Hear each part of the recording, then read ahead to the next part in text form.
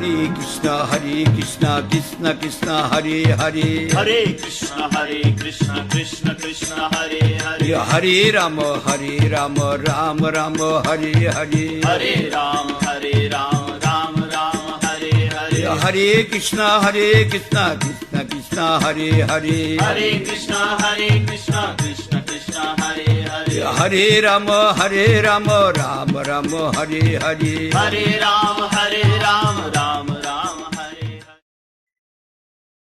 गुरु तत्व ग्रंथ जो है ये हमारे गुरु महाराज जी परम आराध्यतम गुरुदेव इस डिवाइन ग्रेस श्रीला भक्ति वल्लभ तीर्थ गोस्वामी महाराज उनके द्वारा लिखे गए लेख गुरु तत्व के चैतन्य वाणी ग्रंथ में छपे पत्रिका में, और वहां से इन्होंने कलेक्शन की। हमारे श्री भक्ति विविध मुनि महाराज तो फिर ये ग्रंथ 1999 में 1000 कॉपीज छपी और 2017 में 4000 कॉपी छपी। ये ग्रंथ बहुत इंपॉर्टेंट है और अभी तक हम इसमें देख रहे हैं कि निमि नवयोगेंद्र संवाद जो है उसके बारे में गुरु महाराज जी कह रहे हैं। महाराज निमि और नवयोगेंद्र का जो संवाद, निमि नवयोगेंद्र संवाद में क्या बात हुई और उसमें गुरु तत्व की क्या बात हुई, वो बात इसमें गुरु महाराज ने उद्धृत की। श्रीमद् भागवत के एकादश स्कंद यानी 11वें स्कंद में ये निमि नवयोगेंद्र संवाद आता है। वास्तव में भगवान श्री कृष्ण उद्धव को उपदेश दे रहे हैं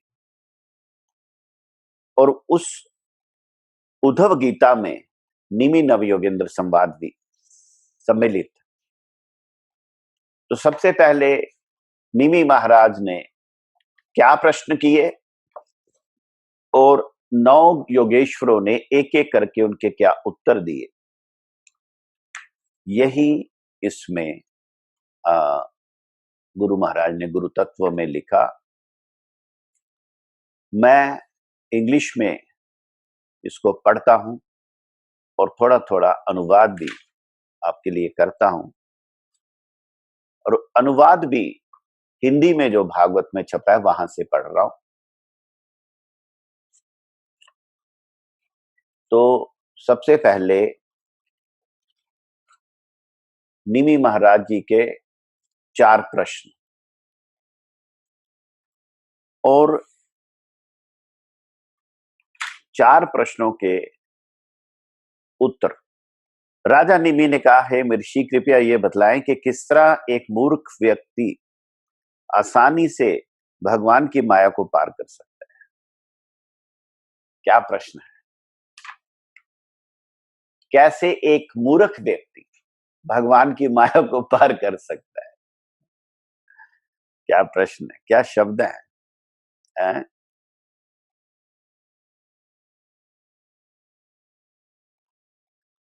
अकृतात्म भी यानी जो आत्म संयमी नहीं, जिनको इंद्रियों के ऊपर संयम नहीं, वो भी इसको कैसे पार कर सकते? उन लोगों के लिए सदैव दुर्लंघ्य है जिन्हें अपने ऊपर संयम नहीं होता। तो ये प्रश्न हमने सुना। और दूसरा प्रश्न जो था निमि महाराज का,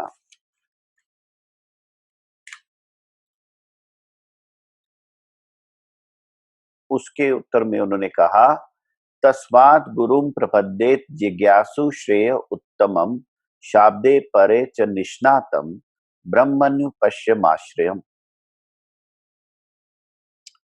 जो व्यक्ति गंभीरता पूर्वक वास्तविक सुख चाहता है उसे प्रामाणिक गुरु की खोज करनी चाहिए। प्रामाणिक गुरु की खोज करना मनुष्य जन्म में ही संभव है। तो प्रामाणिक गुरु की खोज गंभीरता पूर्वक सुख चाहने वाले व्यक्ति को करनी चाहिए और उन गुरुदेव से दीक्षा लेनी चाहिए, उनकी शरण ग्रहण करनी चाहिए। तो प्रामाणिक गुरु किसे कहेंगे? इसके उत्तर में कह रहे हैं, पहला, वो शास्त्र के निष्कर्षों से अवगत होता है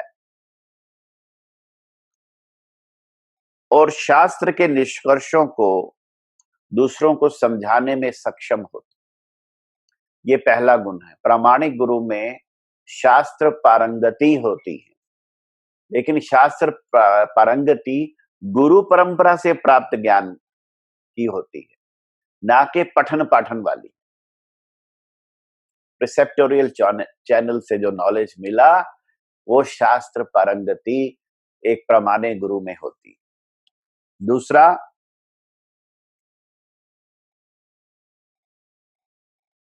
ब्रह्मण्यु पश्चिमाश्रम, जो ब्रह्मनिष्ठ हो। श्रीधर स्वामी जो कहते हैं, वो कहते हैं कि प्रामाणिक गुरु को निष्णातम होना चाहिए, अर्थात उसे प्रामाणिक वैदिक ग्रंथों का गहन अनुभव होना चाहिए। ग्रंथों का गहन अनुभव होना चाहिए और व्यवहारिक ज्ञान होना चाहिए, प्रैक्टिकल नॉलेज होना चाहिए। प्रैक्टिकल नॉलेज और थ्योरेटिकल नॉलेज दोनों होना चाहिए।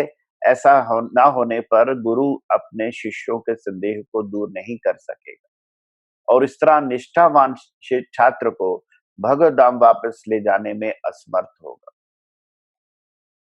वेदों और भगवान कृष्ण के अनुभूति ज्ञान का लक्षण उपमाश्रम है।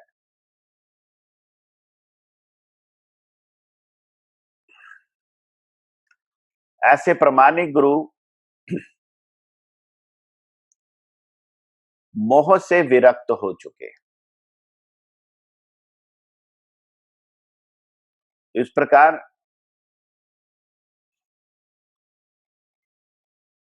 प्रामाणिक गुरु वह है जो अपनी कल्पना के आधार पर नहीं बल्कि वैदिक शास्त्रों के परिपक्व ज्ञान में दक्ष होता है, एक्सपर्ट।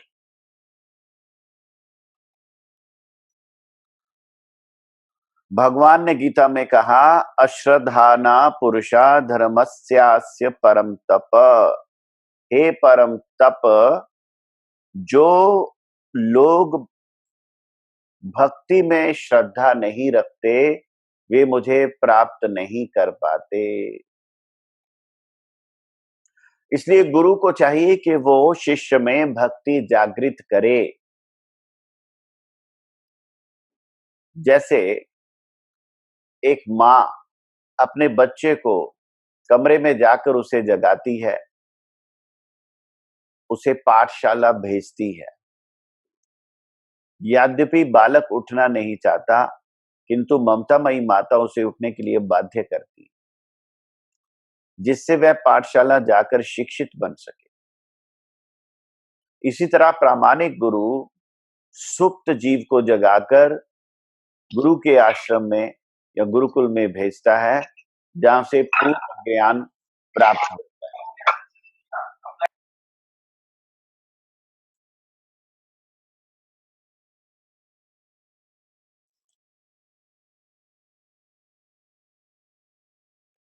तो शिष्य में कोई शंका हो तो गुरु उसे ज्ञान के द्वारा दूर कर सके, ऐसा गुरु प्रामाणिक होता है।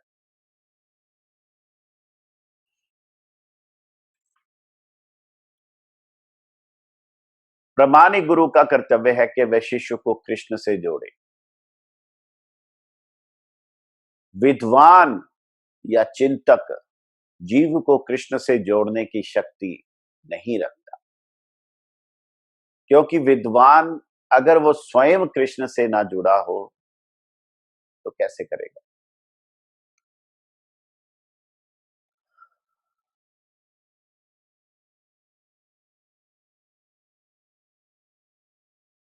तो लिखा, हे पार्थ, मोह मुक्त महात्मा जन दैवी प्रकृति के संरक्षण में रहते हैं, वे पूर्णता भक्ति में निमग्न रहते हैं, वे मुझे भगवान के रूप में जानते हैं। मनुष्य को चाहिए कि गुरु को, आचार्य को साक्षात मेरा स्वरूप माने और किसी तरह उसका अनादर ना करे, उसे सामान्य व्यक्ति समझकर उससे ईर्ष्या ना करे, क्योंकि वह समस्त देवताओं का प्रतिनिधि होता है। गुरु जो है सभी देवताओं का प्रतिनिधि होता है। इसका दूसरा अर्थ ये भी है कि जब गुरु किसी को मिल जाएं तो दूसरे देवी देवताओं को अलग से पूजा करने की जरूरत नहीं। कृष्ण भक्ति आछेजार सर्वदेव बंधुतार, जिसमें कृष्ण भक्ति आ गई, सारे देवी देवता उसके मित्र बन जाते हैं, उसके बंधु बन जाते हैं।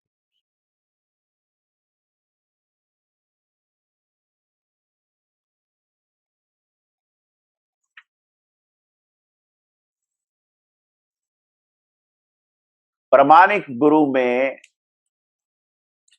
इंद्रिय संयम और वेगों को दमन करने का स्वाभाविक चरित्र होगा।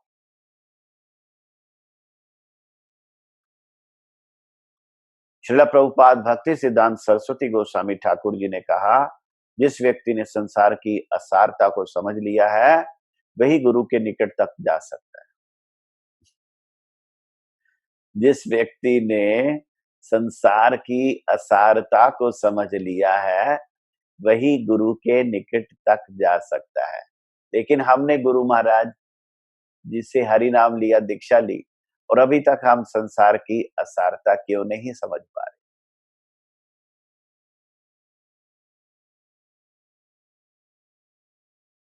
तो लिखा,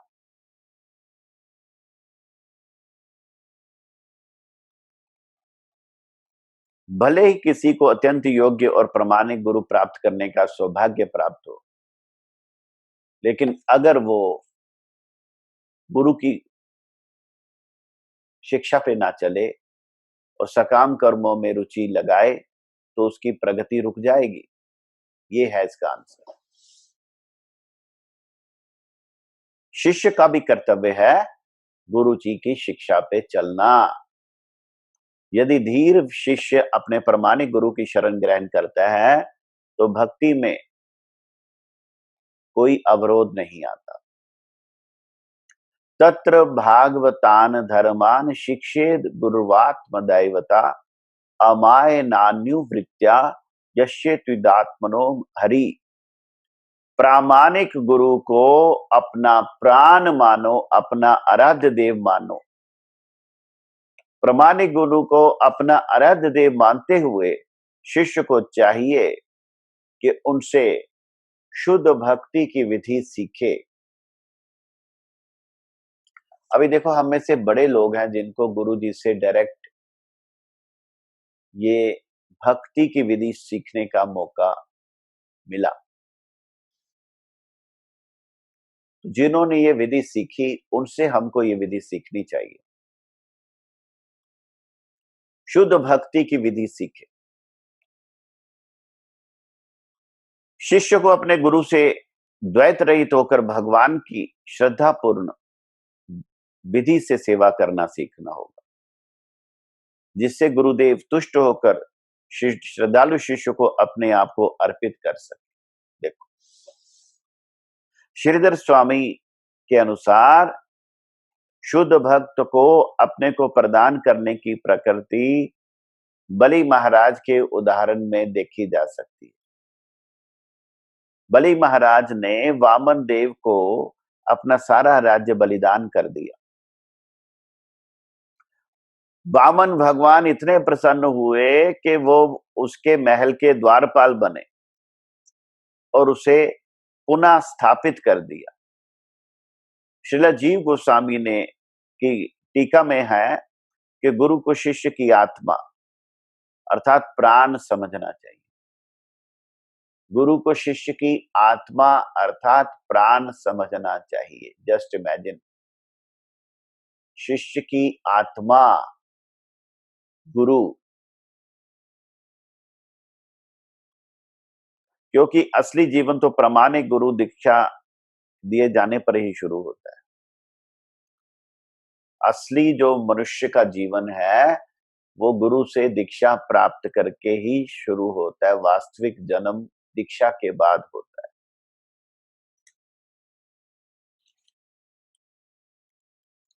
फॉर एग्जाम्पल, एक आदमी सारी रात सपने देख रहा है, सपने में वो हवाई जहाज में उड़ रहा है, इधर जा रहा है उधर जा रहा है, लेकिन जब उसकी आंख खुलती है तो दिन तो तभी शुरू होता है ना।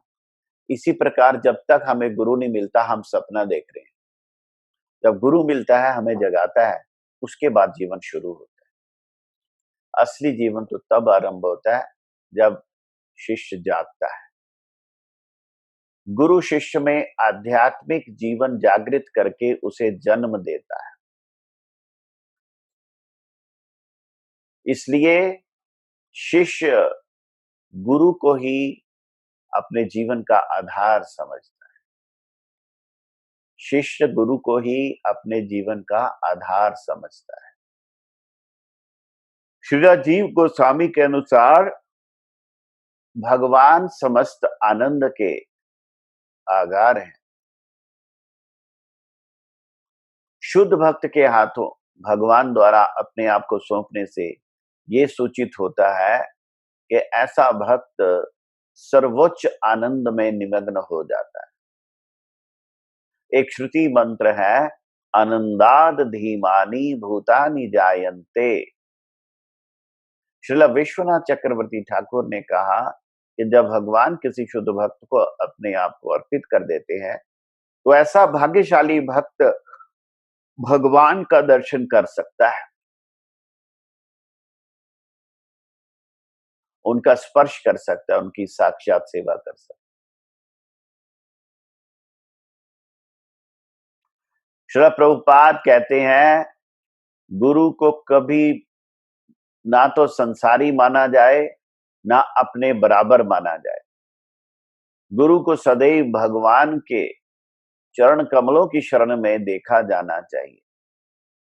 कभी भी गुरु पर रोब जमाने के विचार से गुरु से निजी सेवा नहीं लेनी चाहिए और ना ही उनके माध्यम से कोई भौतिक लाभ प्राप्त करना चाहिए। जो व्यक्ति वास्तव में अग्रसर होता रहता है वह गुरु की अधिकाधिक सेवा करने के लिए उन्मुख होता है और इस तरह से शिष्य को भगवान के आनंद का अनुभव होता है। श्रील रूप गोस्वामी ने 4 बेसिक क्वालिटीज बताई, नेसेसिटीज बताई एक शिष्य के लिए। पहला है गुरु पद आश्रय, गुरु के चरण कमलों की शरण ग्रहण करना। तस्मात कृष्ण दीक्षा शिक्षणम, गुरु द्वारा दीक्षा प्राप्त करना और उनसे भक्ति करने की विधि सीखना। विश्रम्भेन गुरु सेवा, श्रद्धा के साथ गुरु के आदेशों की पालन करते हुए उनकी सेवा करना। साधु वर्तमानुवर्तनम, गुरु के निर्देशों में महान आचार्यों के पद चिन्हों का अनुसरण करना। भक्ति रसामृत सिंधु।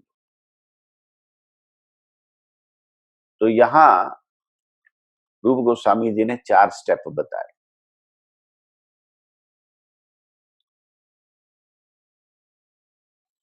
प्रामाणिक गुरु से भागवत श्रवण करना बहुत जरूरी है। जो भागवत की दिव्य ध्वनि सुनने से उत्पन्न लालसा को प्रेम में कृष्ण के प्रति प्रवृत्त कर सके, ऐसा दिव्य प्रामाणिक कार्य भागवत धर्म कहलाता है।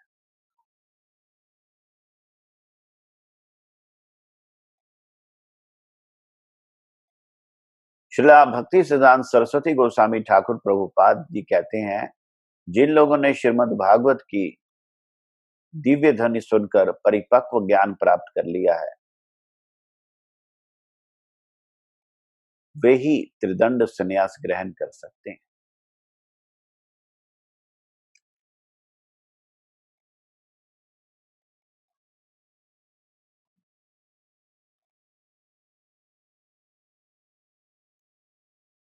प्रामाणिक वैष्णव को चाहिए कि इंद्रिय सुख और मानसिक चिंतन से किसी प्रकार के मल से अपने को मुक्त करने के लिए निष्ठापूर्वक, प्रेम पूर्वक, हृदय से गुरु के आदेशों का पालन करें। निष्ठापूर्वक और प्रेम पूर्वक हृदय से गुरु के आदेशों का पालन करें। गुरु के उच्च पद को सदा स्मरण रखने से शिष्य को कृष्ण के चरण कमलों पर शरण प्राप्त हो सके।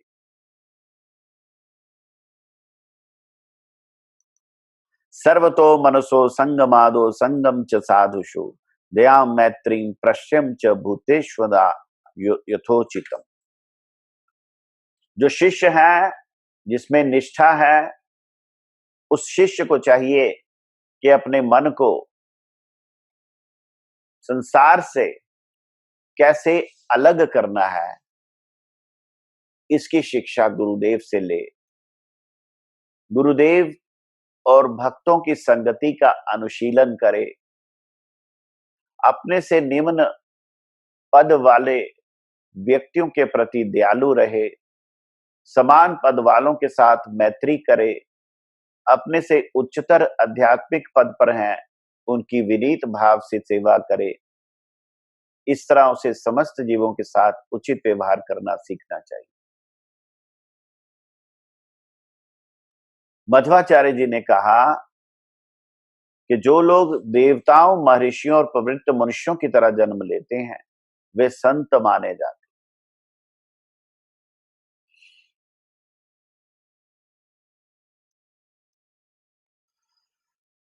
भगवत गीता में कहा है, जो समस्त परिस्थितियों में अच्युत भाव से पूर्ण भक्ति में प्रवृत्त होता है, वह तुरंत ही प्रकृति के गुणों को लांघ जाता है। इस प्रकार ब्रह्मा के पद तक पहुंच जाता है।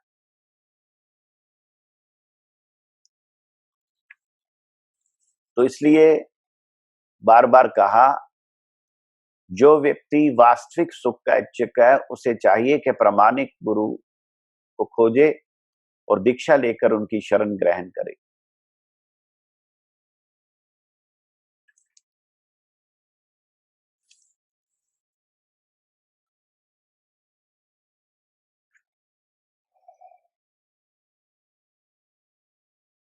गरुड़ पुराण में लिखा है, भगवत भक्त की संगति के बिना मोक्ष नहीं मिल सकता।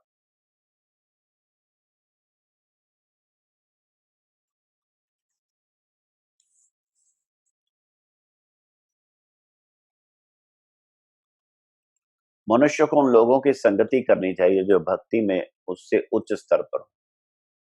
किसी की प्रगति को उसकी इंद्रिय तृप्ति के विरक्ति द्वारा और अन्यों को कृष्ण भावामृत वितरित करने की क्षमता द्वारा मापा जा सकता है। शौचम तपस्तितिक्षाम च मौनम स्वाध्याय मार्जवम ब्रह्मचर्यम अहिंसाम च समत्वम द्वंद्व संजयो। भागवत एकादश स्कंद तृतीय अध्याय 24वां श्लोक। गुरु की सेवा करने से शिष्य को शौच यानी स्वच्छता, तपस्या, सहनशीलता, मौन, वेदाध्ययन, सादगी, ब्रह्मचर्य, अहिंसा, गर्मी, शीत, सुख और दुख जैसे दैत्यों के समक्ष समत्व सीखना चाहिए।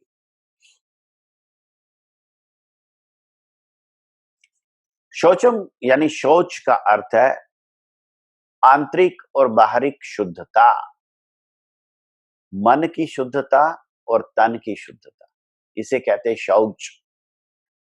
ये धर्म का एक पग है, शौच।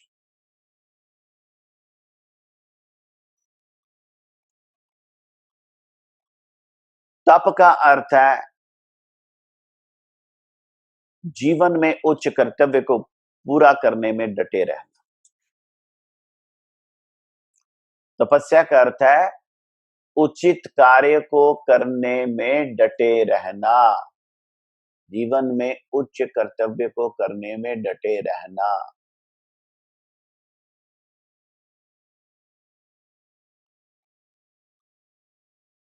मनमाने विलासी जीवन की इच्छा से बचना चाहिए।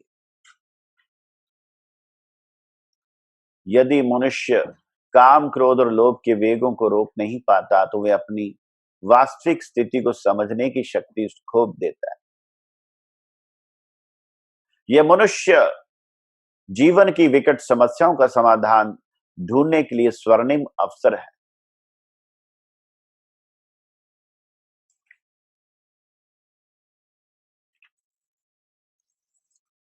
तितिक्षमा का अर्थ है क्षमाशील होना। इस संसार में बहुत कुछ इरिटेटिंग है, झुंझलाहट लाने वाला, उत्तेजित करने वाली परिस्थितियों से पूर्ण यह संसार है। यदि व्यक्ति क्षमाशील नहीं होगा तब वह बदला लेने की भावना से पूरित होता रहेगा। इससे आध्यात्मिक चेतना नष्ट हो जाएगी। मौन का अर्थ है व्यर्थ विषयों पर बातें नहीं चलाना, मानव जीवन के वास्तविक मामलों पर विचार विमर्श करना।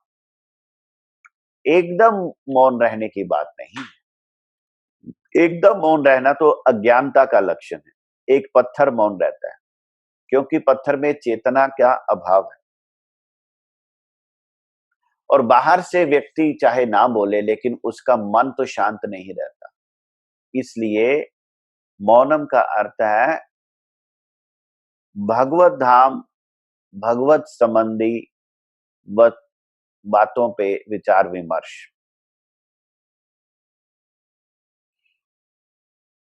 सततम कीर्तयन्तो माम, सदैव भगवान के विषय में बात करें, भगवान के पवित्र नाम, यश, लीला, परिकर गुणों का गान करें। भगवान कृष्ण के बारे में श्रवण करे, उनका गुणगान करे, ध्यान करे, पूजा करे। स्वाध्याय का अर्थ है कि मनुष्य अपनी क्षमता के अनुसार वैदिक ग्रंथों का अध्ययन करे। हर रोज कम से कम एक चैप्टर गीता का, नहीं तो भागवत का जरूर पढ़े। इसे स्वाध्याय कहते हैं। सबसे बढ़िया अगर हर रोज चैतन्य चरितामृत पढ़ ली जाए तो उससे ऊपर कोई स्वाध्याय नहीं, ये गुरु जी कहते हैं। भगवत गीता में भी लिखा कि व्यक्ति में ज्ञान और विज्ञान के गुण होने चाहिए।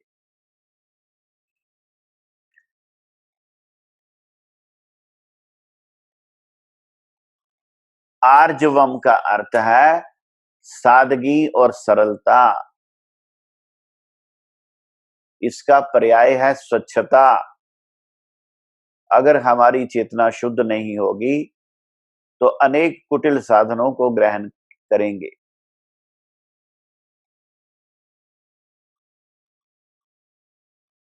आर्जवम का अर्थ यह भी नहीं कि ईमानदारी के नाम पर दूसरों का अपमान किया जाए, अपितु ये कि विनयपूर्ण सत्य कहा जाए।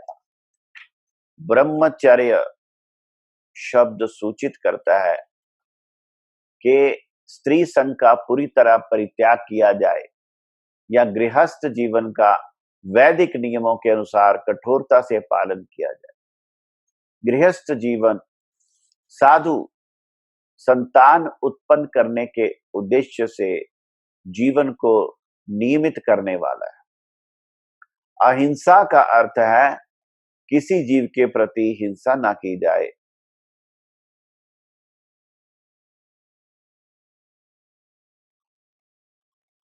समत्वम दद्ध संज्ञो बतलाते हैं कि भौतिक द्वंद्वों के उपस्थित होने पर भी शांत चित्त रहे। सर्वत्रात्मेश्वरीक्षाम कैवल्य निकेतताम विविक्त चीर वसनम संतोषम येन केनचित। मनुष्य को चाहिए कि वह अपने को नित्य आत्मा के रूप में और भगवान को हर वस्तु का परम नियंता देखते हुए ध्यान करे। ध्यान में वृद्धि लाने के लिए वे एकांत स्थान में रहे, अपने घर और घर की सामग्री के प्रति झूठी आसक्ति को त्याग दे, नश्वर शरीर के अलंकरण को त्याग कर मनुष्य अपने को वृक्षों की छाल से ढके। इस तरह किसी भी भौतिक परिस्थिति में स्तुति रहने की शिक्षा लेनी चाहिए। श्रद्धाम भागवते शास्त्रे अनिंदाम अन्यत्र चापि मनोवाक कर्मदंडम च सत्यम शमदमावपि। मनुष्य को अटूट श्रद्धा होनी चाहिए कि शास्त्रों का अनुसरण करने से उसके जीवन में पूर्ण सफलता मिलेगी। जो भगवान के यश का वर्णन करते हैं, शास्त्र की निंदा करने से अपने को बचाना चाहिए। मन वाणी शारीरिक कर्मों पर कठोर नियंत्रण रखना चाहिए, सदैव सच बोलना चाहिए और मन और इंद्रियों को पूरी तरह वश में रखना चाहिए। तो अटूट श्रद्धा का क्या अर्थ है? अटूट श्रद्धा का अर्थ है कि भगवान कृष्ण की भक्ति करने से सारे कर्म हो जाते। श्रद्धा शब्द विश्वास कहे, सुदृढ़ निश्चय, कृष्ण भक्ति कहले सर्व कर्म कृत है। जिसने कृष्ण भक्ति कर ली वो किसी का ऋणी नहीं, उसका देव ऋण, पितृ ऋण, ऋषि ऋण सब कृष्ण भक्ति से मुक्त हो जाते। इसलिए मन, वाणी और शरीर के सारे पाप पूर्ण कार्यों का परित्याग करना चाहिए।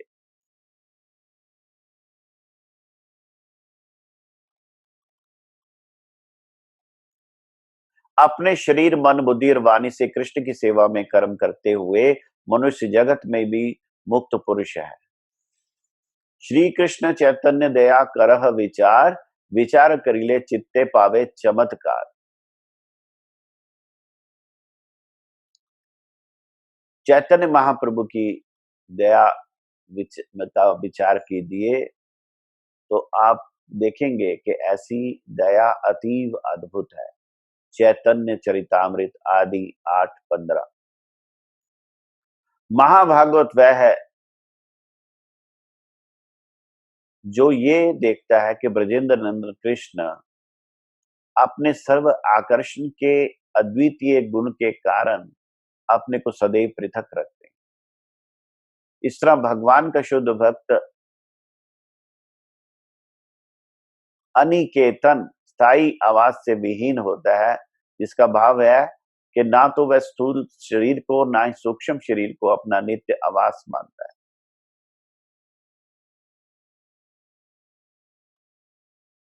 अयि नंद तनुज किंकरम पतितम माम विषमे भवाम्भुदो कृपया तव पाद पंकज स्थित धूलि सदृशम विचिंतया।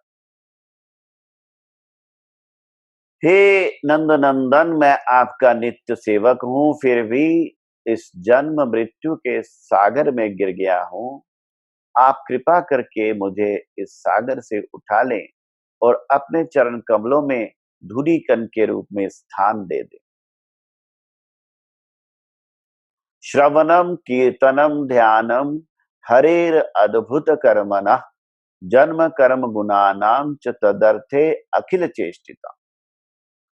श्रवणम कीर्तनम ध्यानम, हर समय भगवान के अद्भुत दिव्य कर्मों के विषय में श्रवण करना, सुनना, कीर्तन करना, गुणगान करना और ध्यान करना। भगवान के जन्म, लीला, गुण, पवित्र नाम में लीन रहना चाहिए। इस प्रकार प्रेरित होके अपने नैतिक समस्त कार्य भगवान को भेंट के रूप में संपन्न करना चाहिए। मात्र भगवान की तुष्टि के लिए यज्ञ दान तथा तप करे। इस तरह वह केवल उन्हीं मंत्रों का उच्चारण करे जो भगवान की महिमा का गायन करते हैं।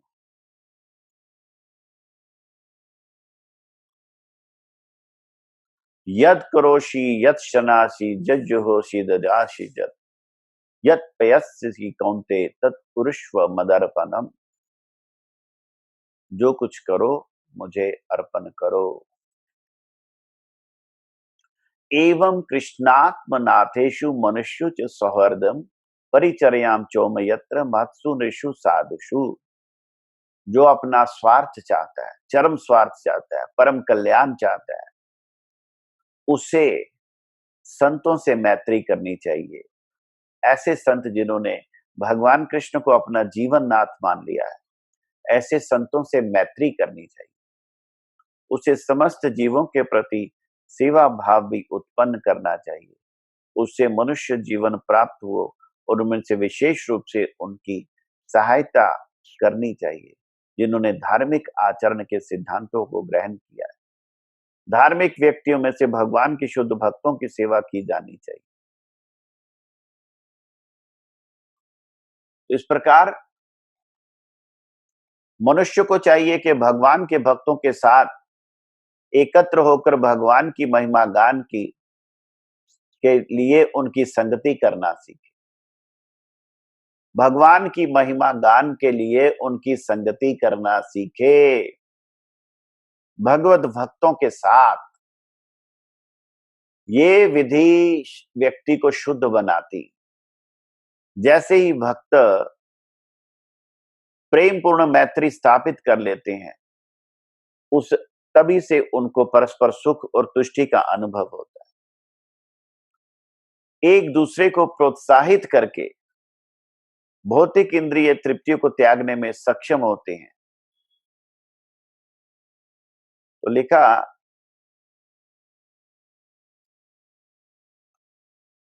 जो लोग भक्ति में लगे हैं उन्हें आपस में ईर्ष्या ना करनी चाहिए, झगड़ना नहीं चाहिए। श्रीधर स्वामी कहते हैं उन सबको एक स्थान पर एकत्र होकर शुद्धि के लिए भगवान के यश का गायन करना चाहिए। विश्वनाथ चक्रवर्ती ठाकुर जी कहते हैं कि भगवान की महिमा गायन शुद्ध भक्तों की संगति में होने पर विशेष रूप से शक्तिशाली होता है। जब भक्त लोग संकीर्तन करते हैं या भगवान की महिमा का गान करते हैं तो उन्हें सर्वोच्च आनंद या तुष्टि मिलती है। इस तरह वे एक दूसरे को प्रेरित करते हैं। भक्तों के प्रति प्रेम को बढ़ाना, भक्तों को तुष्ट करना, कृष्ण सेवा के लिए प्रतिकूल को परित्याग करना सीखना चाहिए। मनुष्य को भक्तों के साथ मित्रता करनी चाहिए। उसी तरह देवताओं और मैत्री की भावना का अनुशीलन करना चाहिए। समरंता समरयांत्यश्च मिथोंगोंगर हम हरम भक्त्या संजातया भक्त्या विभुत पुलकाम तनुम। जो भक्तगण है वो आपस में भगवान की महिमा का निरंतर बखान करते हैं। भक्त भगवान की महिमा का निरंतर बखान करते हैं। क्या करते हैं? भगवान की महिमा का निरंतर बखान। इस प्रकार वो भगवान का स्मरण करते हैं, एक दूसरे को उनकी लीलाओं का स्मरण कराते हैं। इस तरह से भक्ति योग के प्रति भक्तगण भगवान को प्रसन्न करते हैं। इससे भगवान उनके सारे अशुभों को हर लेते हैं। ये जो गुरु कथा श्रवण कीर्तन है, इससे सारे अशुभ समाप्त हो जाते हैं। भक्तगण शुद्ध भगवत प्रेम जगा लेते हैं और इस तरह इस दुनिया में रहते हुए भी उनके शरीरों में दिव्य आनंद प्रकट होता है। भगवान का प्रेम प्राप्त करने पर भगवान के भक्त अच्युत भगवान के विचार में मग्न होकर कभी जोर से चिल्लाते हैं, कभी हंसते हैं, कभी महान आनंद का अनुभव करते हैं, भगवान से जोर से बातें करते हैं, नाचते हैं या गाते हैं।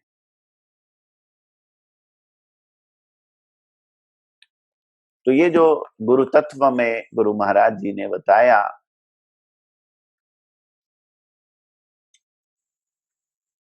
उसी को हम भागवत से श्रवण कर रहे थे। कल हमने सुना द कामा कृष्ण कर्मार्पणे क्रोध भक्त द्वेषी जने। Kama, passion for fulfillment of desire, should be diverted towards desire to serve Shri Krishna. Anger should be used against those who are hostile to devotees. Greed should be employed to increase the desire to hear Hari Katha from a bona fide sadhu. Infatuation should be about not being able to utilize valuable time of this precious human birth for the service of Shri Krishna up till now. And madness should be after singing the glories of Shri Krishna.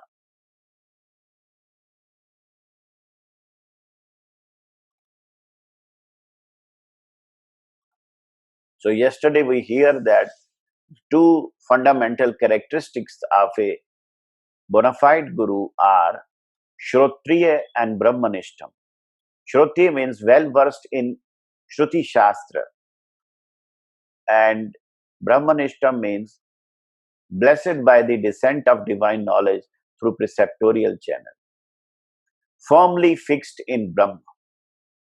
वांछा कल्पतरुभ्यश्च कृपा सिंधु भयवचा पतितानां पावनेभ्यो वैष्णवेभ्यो नमो नमः।